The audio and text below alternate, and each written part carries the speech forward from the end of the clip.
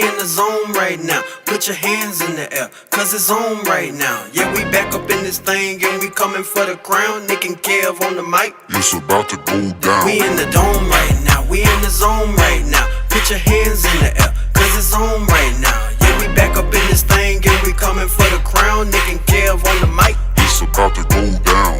As you can tell, last year it was an off year, but we reloaded and now it is our boss year. Seated back there and yeah, we got the badger. Don't forget Marshawn and don't forget the pass rush. Jameis QB1 dropping down to MT. Ball handed off the Alvin with the quick feet. So when you see the Saints marching, yeah, we gon' trouble you. At the Super Bowl party eating on them double. We in the dome right now. We in the zone right now. Put your hands in the air, cause it's on right now. Yeah, we back up in this thing and we coming for the crown. Nick and Kev on the mic. It's about to go down. We in the dome right now. We in the zone right now. Put your hands in the air, cause it's on right now. Yeah, we back up in this thing and we coming for the crown. Nick and Kev on the mic. It's about to go down. Nick and Kev on the mic. It's about to go down. Nick and Kev on the mic. It's about to go down. Nick and Kev on the mic. It's about to go down. Nick and Kev on the mic. It's about to go down.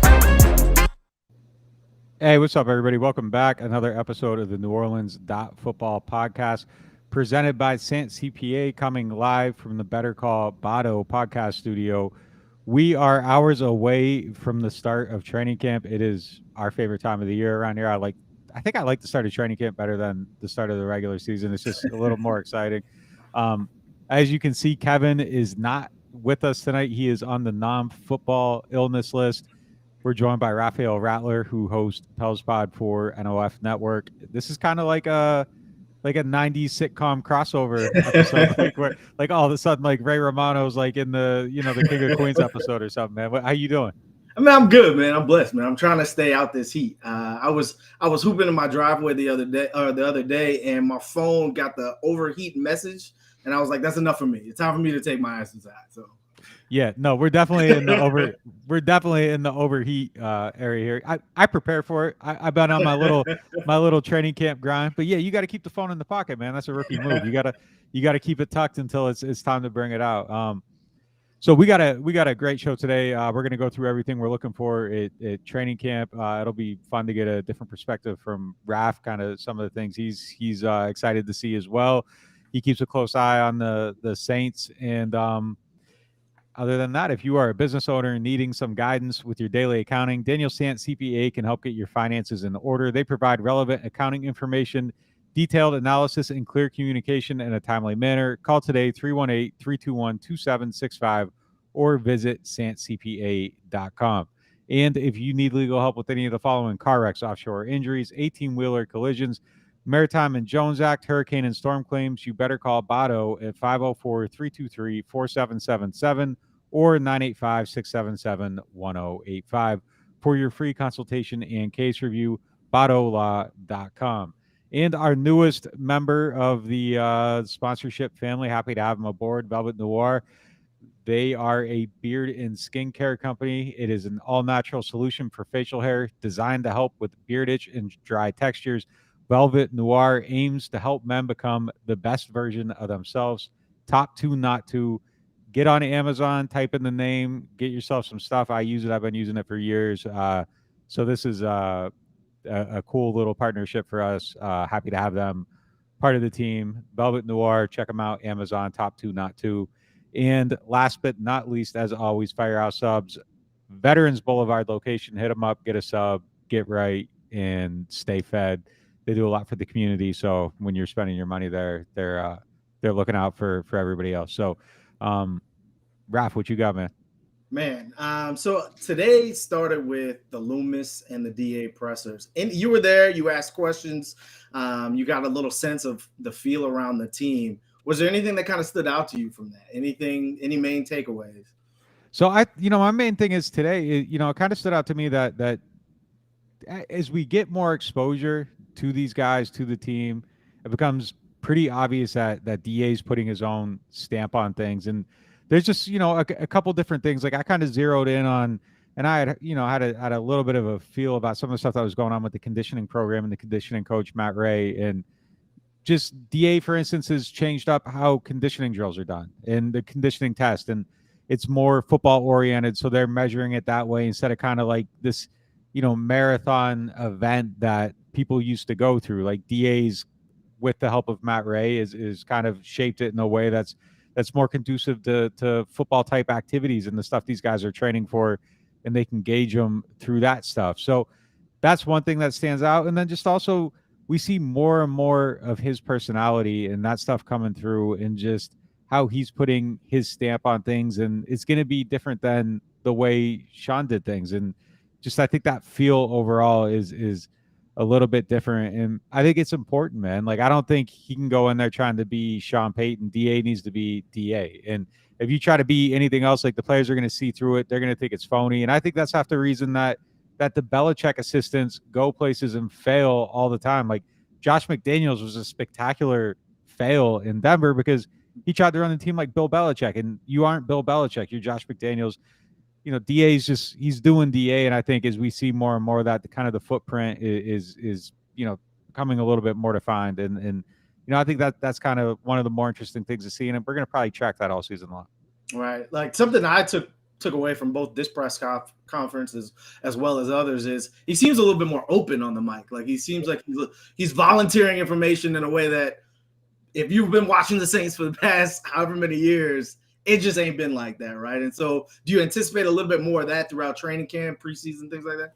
Yeah, it's funny you say that, because that was one of the things we were talking about, like, right afterward, is that not just him, but Mickey Loomis too. Like, Mickey was shockingly providing some information on some of the injury stuff, and it seems like maybe there's a little bit of a difference there, just in that approach, and just some of that general caginess and protecting the, like, Sean would protect information he didn't need to protect, like giving an update on Marcus Davenport on July 26th when you probably know he's going to be back before the start of the season. There's really no point to be combative about it, but like, Sean, just as a point, he was going to set the tone, and he was going to fight you on every single one of those, so you knew where he stood and there wasn't going to be any movement. Like, I think that these guys kind of realize that's wasted energy, and there's a point of, the fans, I don't want to say people deserve information, but like, they like to have that information. People want to know what's going on, and when it's not messing up what you're doing week 1 against the Atlanta Falcons, just let a little bit of that out of the bag. So yeah, that was something. It's funny too, because like the very first, I don't know what it was, the OTAs came before minicamp. Very first one, we go up there and I'm like, all right, I'm gonna do a heat check on DA and just kind of see where we're at with the injury stuff. And threw one up and he answered it. And like with Sean, you'd ask those questions and you just kind of be like, all right, he's about to take a swing at me, and you just stand there and like you brace for it. So I'm like bracing, and he answers it. And it was like, man, this is a nice change of pace. So, I doubt he's giving timeline updates during the actual season, but right now, yeah, when it doesn't matter, it seems like there's a little bit of a different approach. Right.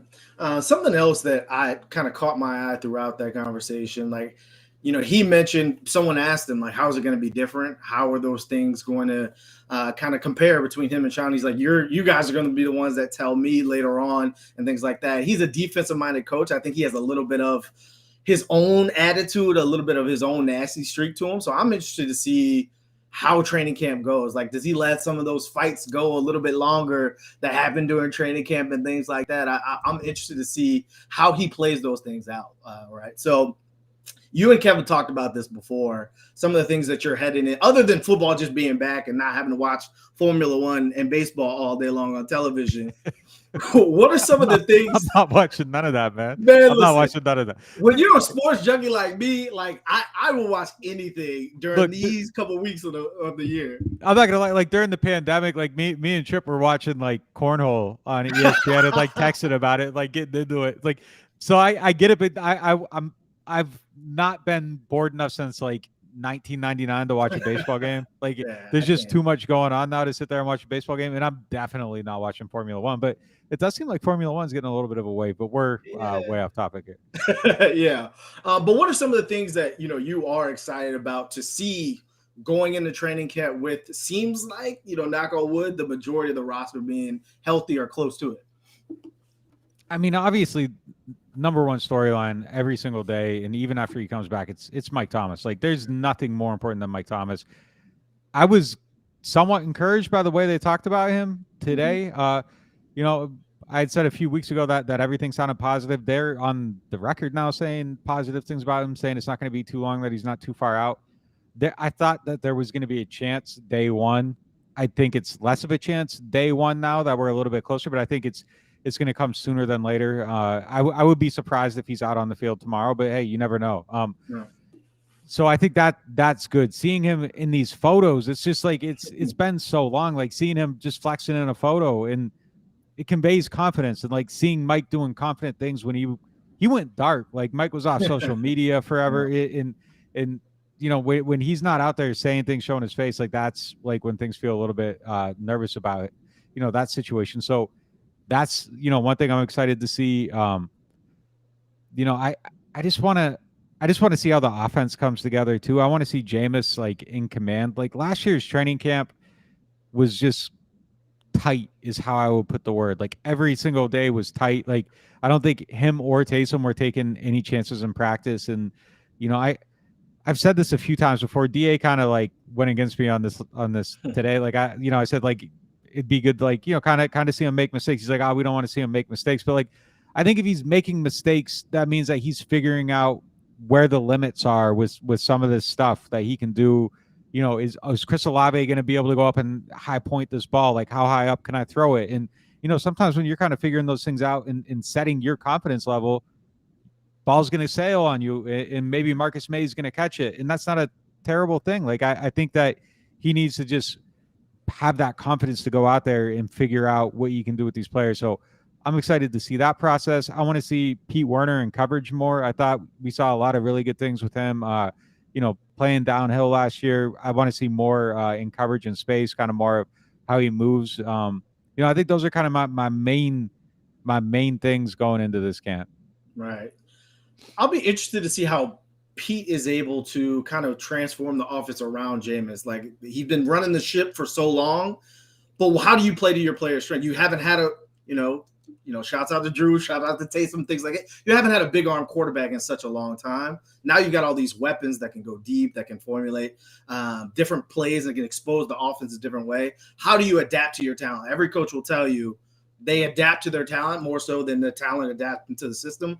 What does that look like? Now you have a defensive-minded head coach as well. What does that swagger look like? What does the defense look like? What are all these new personalities like Tyron and Marcus May and Jarvis and Doug Marrone? What does that do? Because every year you're kind of reforming and rebuilding an identity from a team standpoint.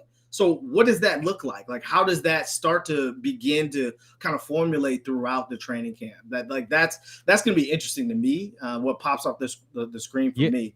To your first thing you said there, I think that is going to be one of the more fascinating things. Is kind of going to be the give and take on offense and what it's going to look like, because I think that they need to do things to incorporate more quick game elements. Like Jameis's time to throw last year, I think was like 3.09 seconds, which was the second longest in the league. And I think that number needs to be somewhat high because of the nature of how he plays the position. Jalen Hurts was the only guy longer. You know, but he needs to let plays develop, let guys get downfield. You want to use that big arm. The bootlegs, I thought, were a weapon for him. Those take a little longer to develop. Play action plays, which I think they need to do more of actually than they did last year during the games he started. I think that ratio needs to go up. So there needs to be some length on that clock where, you know, Drew was 2.3 seconds from probably like 2017 until the end. You don't want that, but I think you want to get Jameis down to a point where it's like 2.7, 2.8, so that you do have some of these longer developing plays, but that means you're mixing in some more quick game elements, and that's getting the ball to Alvin, getting it out quickly to Jarvis, getting it quickly to Mike, and you're taking advantage of your full array of weapons. But there needs to be something there where there's like a good marriage between the two. And, you know, I think that probably is some, you know, element of the Drew Brees offense at some point. I don't think they have to like reinvent everything. I think you bring back some of these elements. I think you add in more play action than you've ever done before, because that's what he's outstanding at. And then, you know, I think, you know, just a couple different things and maybe take advantage of some of that stuff down the field. But I don't think you have to get drastically different with some of the things you do. I think a lot of the stuff they do works. And then, you know, frankly, some of the stuff that Drew wasn't throwing down the field, like there's still vertical elements to that where it's just like, okay, Jameis, you look here first. yeah, it's going to be fascinating to to see how all of that comes together and what that final piece of it all is. Right. So talked a little bit about Mike. Talked a little bit about Jameis.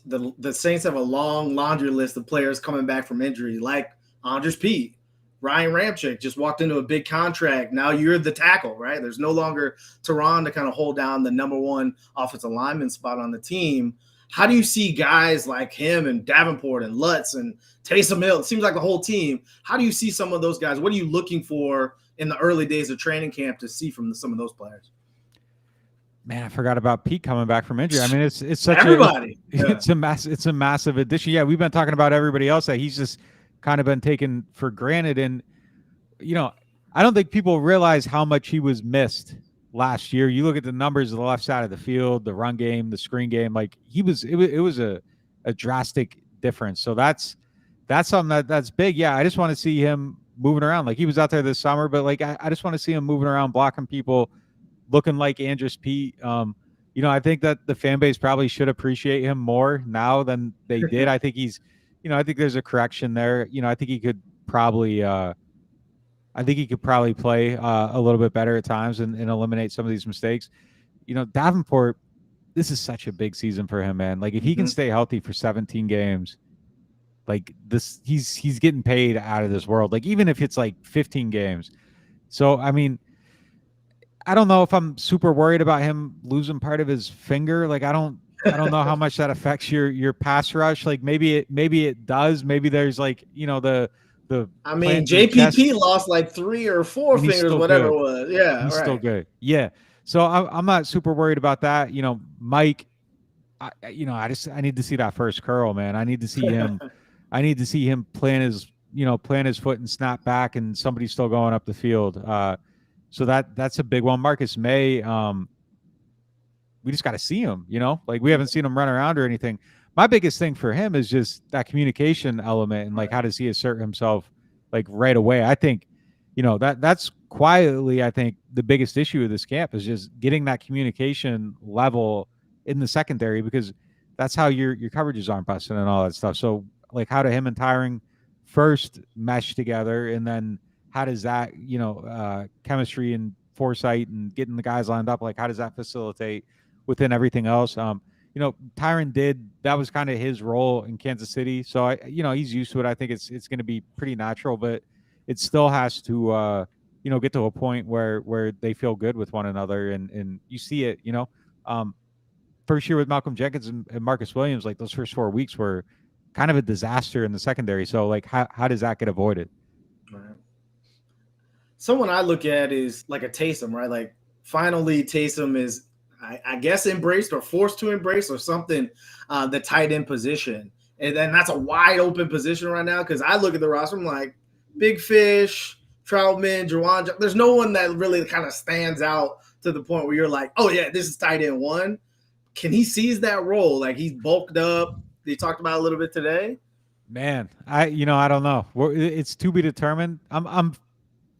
I miss Taysom when you ask me like the main things. Like I'm fascinated to see what that looks like, because he was just, out there like, BSing, playing tight end and making plays. Like he's just showing up, like rolling over from the QB room and doing his thing. And, he blocked pretty well. He ran decent routes, made some catches. Like he's making plays. So like, what's it look like now that he's actually thinking about that role, putting himself through it, running routes, all this stuff. It's going to be fascinating to see. I don't know if he is going to be tight end one or not. Like I think he has the athletic ability to really do something, but I mean, we got to see with that nuance and everything, and if he gets defended a certain way, like do they take him a little more seriously in that role if he starts having success and everything? It is interesting though. Like he said today, Taysom's still going to do all the stuff he used to do. Like he's going to take snaps at quarterback, and I'm probably going to upset some people listening here. Like I don't think some of these plays should go away though. Like I think maybe Sean did too much, but I don't think the correction is taking it all away. Like QB power is a good play. Like he averages a lot of yards per carry on direct snaps. Like I think they should find a way to get some of the stuff, especially near the goal line. Some of these QB power plays are like a borderline cheat code, just how effective they are. And look, frankly, sometimes you got to throw the ball down the field if you're snapping it to Taysom, so that that safety isn't all the way up in the box every single time. So like you do have to find times for him to take advantage of that. It's just, I think there needs to be a better flow of picking the spots. Like it can't be like Jameis throws the bomb, there's a flag, it comes back, Taysom comes in, throws the bomb and gets picked off. Like these are the things you don't want to see. But I don't think the correction is taking it all the way out. And I frankly thought like how this was going to play out. Like my whole thing, the whole offseason was that they were going to go too far away from it and then like have the correction. Like I think it's a good thing that they're kind of seeing it like, okay, like, yeah, this was Sean's guy, but Sean's guy was effective, and that doesn't mean we have to take him out to make it like our team. So I think that's a smart way to go about it. Sean's guys are also making a lot of money to just sit on the bench and play special teams. I don't think they care though. That could be true, man. The Saints have shown that history. Another investment that they made, Peyton Turner. Like nobody talks about him as if he wasn't a first-round pick last year. He's coming off an injury. He had a little bit of success in his first couple of games, but then all you hear about is Davenport and Tyron and things like that. You've been really high on him all season, his entire stint with the Saints, even throughout the injury. What do you think happens out of him? Do you see him push Cam for snaps as he gets older and doesn't play 99% of snaps and all that stuff? Yeah, I don't know, like if Cam getting pushed for snaps is what happens, but like I think it's better if they're around. He's been dropping every year. Like the snap count used to be above 90 every year, and like now it's like in the 70s. Like I think that's probably a good place for him to be, and then you're comfortably in those 70s if Peyton Turner's playing well. And look, I think he's going to be a good player. Like I think we saw like really, really good stuff from him in that Carolina game, some really good instincts, setting stuff up. And just as that becomes more refined and he has the mental, wherewithal to know more about what he's doing and why he's doing it, I think that he becomes a much better player. And granted, he didn't get those snaps on the field, but I think just familiarizing yourself with the NFL, and that was the thing for him coming in. Like he didn't necessarily have like the top level coaching in college or the top level competition. And you get here, you learn how to be a pro. You watch Cam Jordan every single week and see him doing things and how he goes through practice and how he plays, and you ask him the questions and you pick up all these tips. And that I think he's gonna have a good season. Like you said, I've been high on him since they drafted him. I think he's gonna be a good player, and I think it's frankly important that he's a good player this season, but more so like down the line. Like I just think that there's a lot on the line with him, and he's got to hit. Like you can't have multiple first round picks who just don't hit. But I don't think that's going to be hard for him. I think he's going to be a quality player. It's just how high is the ceiling for him? Sure. So, I mean, the Saints pretty much, at most positions, you kind of know who you can pencil in as the starter, but there are a couple camp battles that are still to kind of pencil out between depth players, between cornerback 2 and things like that. What are some of those battles that you're looking forward to the most to kind of see who kind of takes the step in that role? It's interesting. Like I feel like most everything is set across the board. Most of your main positions, you kind of know who's going to play those spots, and there isn't going to be a whole lot of monitoring there. Left tackle is probably the biggest one. James Hurst, Trevor Penning. I don't think they feel any pressure to play Penning right away, going back to that, cost of acquisition and investment stuff. Like they just don't care. They're going to play whoever's better. But, I think they're comfortable with Hurst in that role. But, I think it's important for Penning to push it. I think it's kind of a corny one to say, but like I think there's kind of the battle of Cesar Ruiz versus himself, just time. And he's got to show, I think, rapid improvement or his future becomes pretty blurry, going into next offseason. And that process kind of starts now. Like he needs to take advantage of this, show that having OTAs minicamp, back to the fundamentals, that made some type of difference, and he's further ahead than what he was. Look, I think cornerback's still open. Like I know they like Paulson Adebo. I think Adebo's going into camp ahead of everybody else, but like Vontae Taylor's a highly drafted player. He's not, cemented behind anybody. And if he shows up and plays well and he's ahead in his development, sort of like how Adebo was last year, I think, that gets tight. And Bradley Roby's a good player too. Like he could he could come in here and outplay everybody. Like if Adebo was kind of playing above his head last year and takes a step back, like Roby could come up and take that job right away. Obviously, I think Roby winning that over either one of the other two guys is the worst thing for the long-term development of the position. But in the short term, if he's the guy, like they got a third-round pick in him too. So any of these guys, I think, has a chance to win that job. So I think that's kind of like the marquee battle. And then wide receiver, I mean, there's some stuff further down the depth chart. Traquan, Marquez Callaway, Hardy, they're all looking for snaps and targets. So that's going to be interesting to see. Aesop Winston, I think has a chance of maybe, just being sticky, being annoying to some of these other people on the depth chart, and you never know after that. So I think there's a handful full of decent little battles, but like there isn't any of the like the marquee stuff that we've seen the last few years. I don't know if that's so much going to be out there this year. Yeah. I mean, I look at Hardy and I look at Callaway and I look at Traquan. They're all kind of different. They all have different skill sets. Is there any world where the Saints go into the season with 6 wide receivers? Or like, hey, we look at Deontay as a returner, not a receiver. So really we have 5. Yeah, I mean, I think that's definitely possible. He would hate it if they say that because that's like the contract battle. Yeah, he would hate it. But yeah, I think that's something that would make sense for them for sure. And Traquan's a good blocker. I think having him around is important. People don't want to hear this, but like everybody said that, in his workouts this summer, again, like him and Jameis like looked really good. They were on the same page. I'm at the point now, I believed in that full force last year. I just need to see it. So we'll see how that kind of looks. And I think Callaway's an ascending player still. Like he was in a role that was probably unfair to him last year, and he, for the most part, held it down. So yeah, I think that there's definitely a chance that they could keep 6, and it's just kind of configuring your roster. And then with these roles with the practice squad, the elevations and all that stuff, I think it's a little bit easier to go heavier at a position if you can justify, carrying them on your roster. All right. What about the interior D-line situation? Like obviously you've got David Onyemata, you've got the outsides, but what do you see? Because that kind of took a little bit of a step back last season. How do you see that playing out with Street and things like that? Yeah, it's a good question. I think that's kind of an area where maybe adding one more would have made some sense. Onyemata is obviously really good pass rusher, not necessarily someone they lean on a lot in run defense. I think Shy Tuttle's good at that. He I thought he had a iffy camp last year, and then he played well during the season and kind of brought it around. Street, he can get after the passer. It's going to be interesting to see how he fits. Jackson, the rookie, we'll see what kind of role he's potentially fighting for in those spots. And then, I think Passanio, if he's healthy this year and stays on the field, I think he factors into that interior too. One of the things they do, though, a lot is they play a lot of 3-man front. And I don't know if people appreciate how much 3-man front they play. So, Onyemata is going to get a lot of burn there. And I think we're going to see even more of those 3-man fronts just with how deep the secondary is. I think they want to get those DBs on the field. And, look, you get Peyton Turner pass rushing well. You get Davenport pass rushing well. Cam doing his thing. Onyemata doing his thing.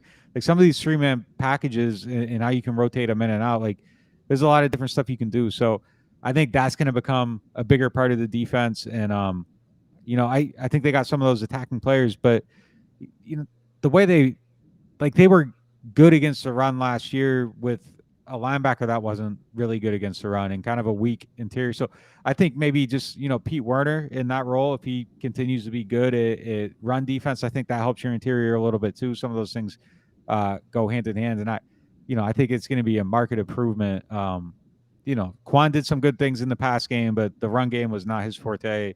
So I think just getting that swap, I think that's going to help out some of the guys on the interior as well. Sure. Because, like, if your linebackers in the wrong gap, it puts your guys up front in the bad spot, and then they look bad, and then people don't necessarily realize that, it isn't the guy in the middle of the defensive line.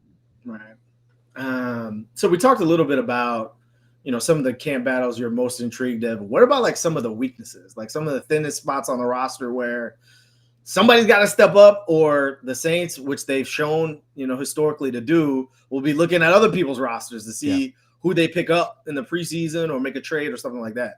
You mentioned one, tight end scary. I think tight end's a scary position. There's multiple things you can look at and think that, okay, all these things if a couple of them work out, they'll be okay.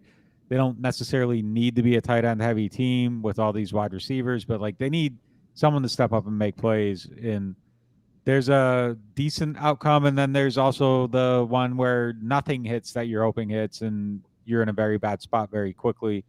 So that's one spot that I think, right guard, obviously, I think is a spot that there's going to be a lot of attention on, looking for improvement. Interior D line, I think is one, it's just a spot to watch. And then linebacker behind Werner and Demario Davis. And, even if Werner, like there's a question of Werner too, like he's got to hit the ceiling that they're projecting for him, to be solid at that spot. I think Eric Wilson, the guy that, he's a veteran linebacker, they brought him in. I think he looked good this summer. So maybe they have the depth there, but overall, I think it's a spot where if a couple things go sideways, like all of a sudden they're in a bad situation. So I think, I think those are the ones. Left tackle, to some degree, you just need Hurst to kind of maintain his level, just show that last year wasn't a fluke. And then whatever happens with Penning, if he elevates it, that's fine. If he doesn't, that's fine. But I think Hurst needs to show that he can do something there too. Is there anything to the Saints signing Nick Martin as a center, as probably depth or training camp depth at the very least? Is there anything to that, or are they worried there? What are your thoughts there? I think it's just bringing people in and trying them out and kind of seeing, how they fit in. Is he better than, Forrest Lamp or some of the other interior guys? I think that's a good guy to bring in, though. I think it's good competition, and just keep raising that bar. And look, you don't need two punters. Like I think it was pretty clear coming out of the summer program that Whelan had some decent punts, but it was way too inconsistent. He wasn't gonna put any pressure on Gillikin, and Gillikin's healthy. So yeah, I mean, I think it was just kind of reshuffling the deck. We're going to see a lot of that too. Like they bring these guys in and out all throughout camp, but I think it's good to have that competition on the interior for sure.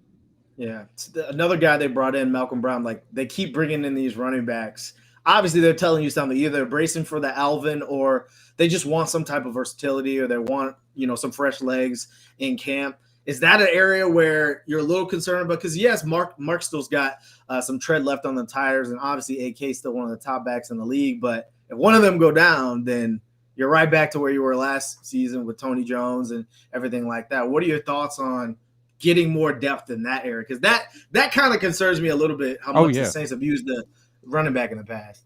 Massive concern, huge concern. I think it's a significant one. If he gets suspended at any point, it's a big deal, man. Like that's something that they're gonna have to find a way to work around.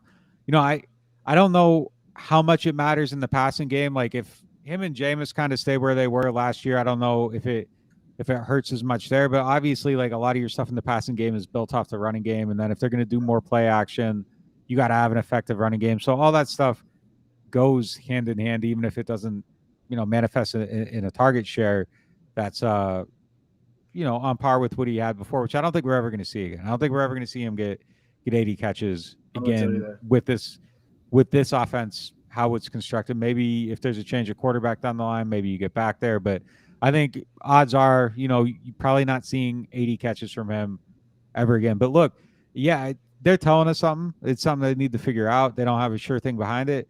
And I feel generally okay with Mark in that spot. I feel better with Mark in that spot if it's September 15th and we find out Alvin's getting suspended, because he's going to be 33. He's an older player. We didn't see a wearing down, but it matters. Like, I think that the tread on the tires is better for him to do 20 carries in September than it probably is in December. But at least you could definitely feel more confident about it without having to kind of hold your breath and think, like, can Mark make it through a whole season and then do this at the end? He probably can, but if you could pick a time, I think you picked the earlier time. But yeah, they got to figure some things out. And I think that's a spot where they should keep cycling people in. Like, okay, you got Brown here now, see what he can do. Okay, he's not it, try somebody else, and then keep doing it. Compare him against every other running back in the league. Keep a close eye on it in preseason. Whatever you got to do, though, like find somebody else to bring into that spot. And if they aren't better than Abram Smith or Tony Jones Jr., so be it. But you got to make that effort. Right. I don't think anyone went into last season thinking Tony Jones is going to be a running back too, until he was able to prove himself preseason and things like that. So that's a really good point. something you talked to a little bit earlier in the show was Cesar Ruiz versus himself, Troutman versus himself, injuries, the scheme, a little bit, things like that. So all in all, I mean, that 2020 draft class is looking really rough. You can almost make a case that it's a make or break year for the entire draft class that's left. So you got Zach Bond, Adam Troutman, Cesar Ruiz. What are you looking for early in camp to see all of those guys either, hey, this is different than last season, or, hey, they're going to be looking to find some help here along the way? Yeah, good question. It's probably going to be tough to see it with Ruiz from our point of view because there like just isn't a lot of like early in camp, especially there isn't a lot of like live rush. I'll be watching one-on-ones closely with him just to kind of see how he does there, see what his record is, how many times he's winning. Is he losing big? Is he winning big? That's going to be an area of focus for me. Bond, just how's he moving? Is he making plays? Is he in the right places in coverage? That's got to change. Like you got to see something there. I think it's kind of he's at the end of the road, man. Like I don't think his spot is even guaranteed on the team. I think he's got to show something and show that one preseason game last year wasn't a fluke. Like he was great in that one game, though. It was crazy how good he was in that game, man. He's got to show it. Troutman, I think it's just the consistency, like consistent catches. That's it. Like we know he can do things. Like in moments, he looks really good, and he can make physical catches in moments. And then in other moments, like the concentration isn't there, and ball's hitting his hands. He's just not keeping his eye. Like just some of these little things. I think he just needs to find that consistency. Feel like he's the man. Like this is your group. It's time for you to step up, do it. I'm going to be fascinated to see like if he can find that though, because like I do think that we have really seen some really great things out of him, in some really clutch moments too, and then some others that are just the complete opposite. It's a little bit of a roller coaster. Like he's just got to level out and make the plays that are there and just show that he can be a pro. I mean, the thing with him is, he's shown a little bit. I think everyone came into the year or into his career here at the Saints and thinking, oh, well, he's got to show he can block. He can show he can kind of hang with the big boys because he was playing at a lower level competition. I'm not so worried about the blocking. Like the blocking part, he's missed some assignments, some big that led to big sacks. But to your point, like that consistency piece is just so hit or miss. Like every time the ball is thrown at him, you have no idea if he's going to catch it or not. That's a tough spot to be in as a fan, as a coach, as a quarterback, right? And so Jameis going into like this is his make or break contract. The situation set up perfectly for him. Is he going to trust the guy like that when he's thrown over the middle and people know that, hey, that's where his picks have come from? I think that might have led into a little bit of Jameis's indecision or unwillingness to really take chances last year. Do you think just a little bit more time on task, you see Jameis take them all out, and kind of build rapport in different spots and things like that? Do you think that cohesion and having a little bit of extra time together, do you think that raises his game as well as Ruiz and all these other guys as well? I mean, I think it definitely does Jameis. Like it has to. Like you go from the three they had last year, Kenny Stills, Kevin White getting snaps. Man, don't say that, man. Yeah. But it's true.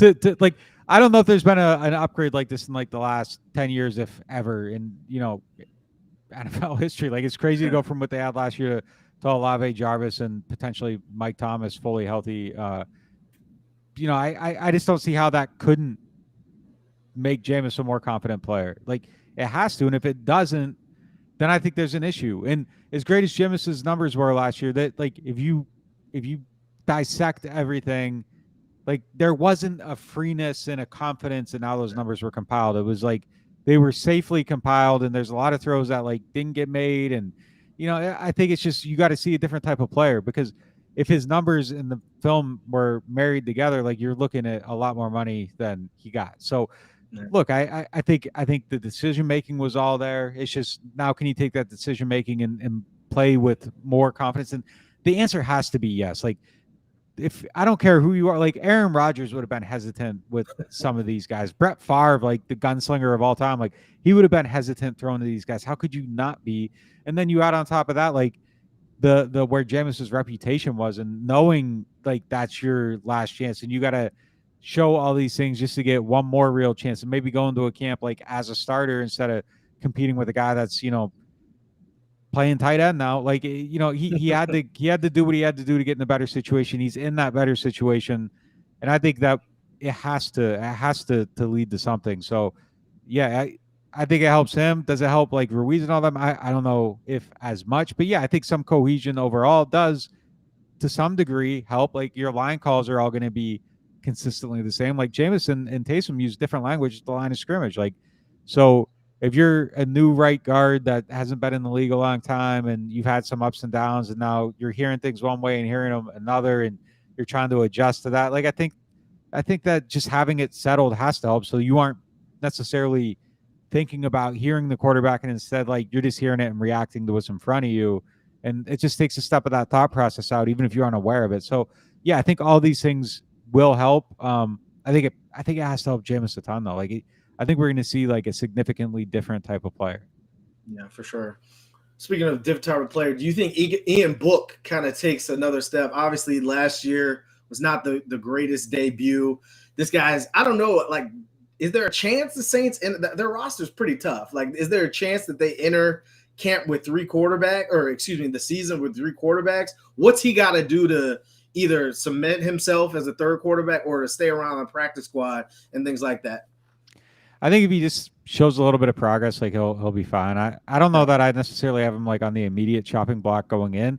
Is there a scenario where like maybe things don't work out for him? And yeah, I think that's probably possible for anyone that's, third on the depth chart. And like if he has a shaky preseason and somebody gets cut somewhere else, like who was the guy, Joe Callahan or whatever, like someone that they just want to take a look at. Like, I think that you're in a dangerous situation then. And then maybe, if you're bad in the preseason, maybe you just end up on the practice squad because the team's willing to risk what it takes to put you through waivers. So there's some scenarios where I think maybe he isn't on the team, but I think that we likely see the progress in they probably, give him another year of time to develop and see where he's at. But I think, yeah, I mean, like anybody else, I think he definitely needs to show something.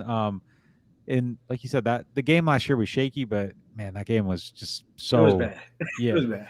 But the circumstances it was were bad. outrageous. It was a bad situation. Yeah, for sure. And I mean, you look at the Saints roster and you look at the offense, and it should be significantly better, barring injury.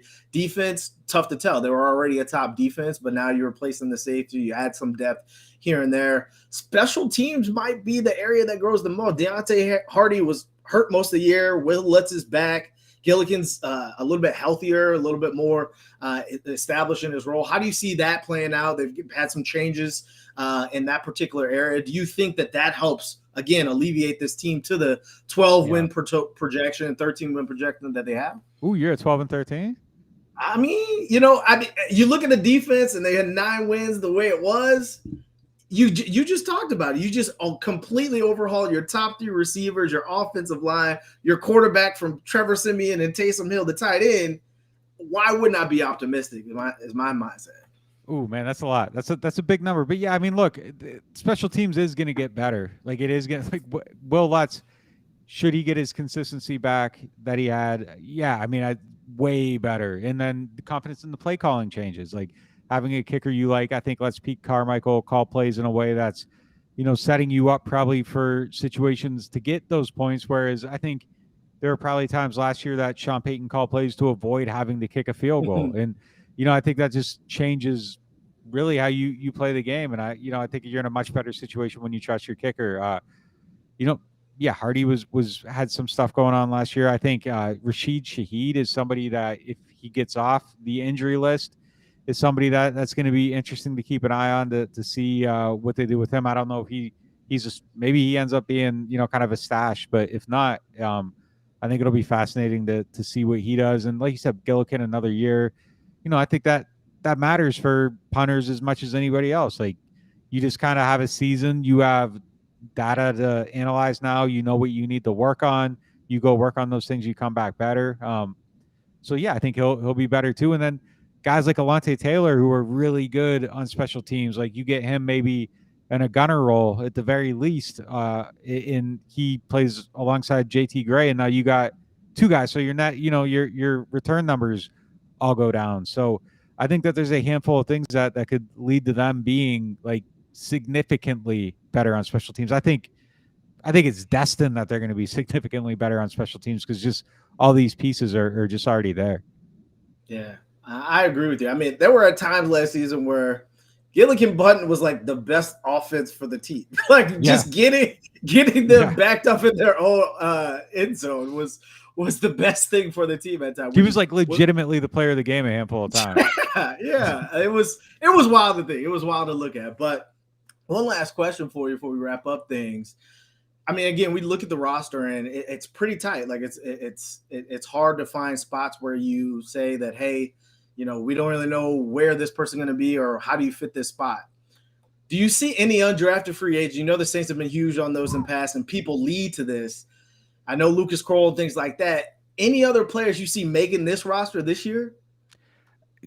Well, I mean, I started the Kroll hype, so I'm riding with him. I'm riding with him all the way through. Like I'm picking him, and I'm just sticking with him the whole entire way. I'm not changing. Like normally, like me, Bobby Hebert, Tripp, like we kind of all like pick our dark horse at some point, like before the first preseason game, and that's who you go with. Like I already told them in mini camp that like Kroll is my guy, and I'm going with him the whole way. So that's my guy. I'm riding. You know, I live or die with him. And then I think the obvious one here would be Abram Smith, just given the position, the pedigree, the openness of the competition. I think those two guys both kind of have that same level. Justin Evans, he's not a UDFA, man. We can't go Justin. He's been in the league for a little bit. DJ loves to put his own comments up on the screen, man. He's gonna get his take in though. He's getting his take in. I appreciate it. But yeah, I think those are my guys. But look, okay, if we're gonna go like dark horse safety though, like Justin Evans is in that mix. I think I'd take Bryce Thompson ahead of him right now. Okay. I think Bryce Thompson moved ahead of him. Just in that and just kind of some of his ability to battle, play different positions, compete at you know, outside corner, slot, safety. I think that versatility kind of puts him ahead of Justin Evans on my list going in, but Justin Evans is good enough to beat him out. Yeah, I wonder if DA being the coach and them having to finalize the 53, if they lean a little bit more toward defense instead of keeping an extra lineman or whatever it may be. I'll be interested to see how it plays out with everything. But thanks for having me on, Nick. This has been a great episode. Kev, get better quickly. I'm not as good of an athlete as you. I can't play slot cornerback in the NFL, but neither can he, man. But as always, thank y'all for rocking with us. This is NewOrleans.Football. Make sure you subscribe. Nick has an article up with a lot of questions that you should be looking at heading into the off season. But as always, thank you for rocking with you. We'll be out. Yeah, practice report season. So get on the website. Appreciate you guys.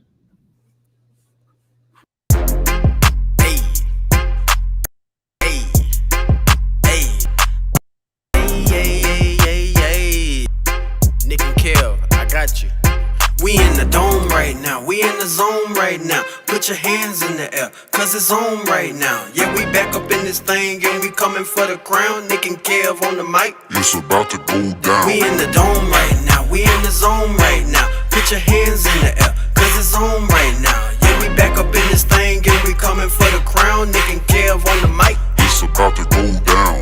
As you can tell, last year it was an off year, but we reloaded and now it is our boss year. Seated back there and yeah, we got the badger. Don't forget Marshawn and don't forget the pass rush. Jameis QB1 dropping down to MT, or handed off the Alvin with the quick feet. So when you see the Saints marching, yeah, we gon' trouble you at the Super Bowl party, eating on them double. We in the dome right now, we in the zone right now. Put your hands in the air, cause it's on right now. Yeah, we back up in this thing and we coming for the crown. Nick and Kev on the mic. It's about to go down. We in the dome right now, we in the zone right now. Put your hands in the air, cause it's on right now. Yeah, we back up in this thing and we coming for the crown. Nick and Kev on the mic.